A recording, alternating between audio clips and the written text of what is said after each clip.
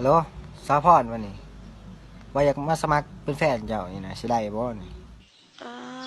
เฮ็ดเวียงอย่างละอายดีแล้วเฮ็ดเวียกใต้ดินนี่แหละ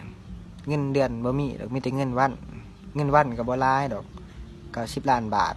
มาสว่าก็ดีแล้วเนาะหาเงินเผื่อน้องดิเด้อหาเงินเผื่อไว้หลายๆเด้อบ่ต้องห่วงดอกเรื่องเงินน่ะมันบ่ยากดอกเรื่องเงินน่ะสิหาให้ดอกทางเฮาเป็นแฟนกัน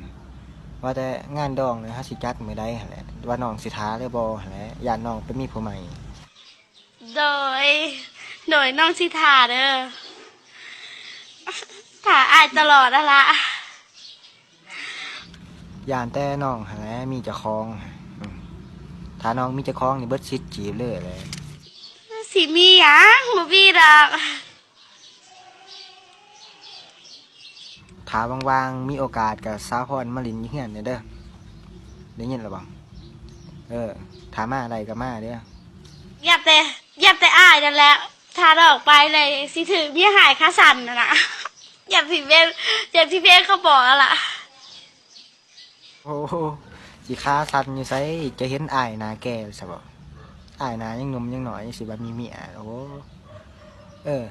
น้องอยู่แข้งในเมืองในบ้านเลยนี่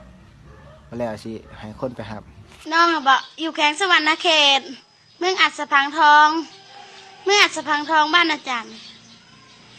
จังได้ก็มาลินน้ำอ้ายได้อย่าลืมเด้อมาลินน้ำอ้ายแล้วจุ๊บๆเด้อบ่ได้ได้หนี้ไปหาผู้บ่าวใหม่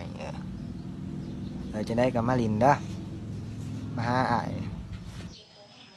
โดยได้โดยแต่น้องบ่มีเงินแล้วน้องสิไปหาให้จังใด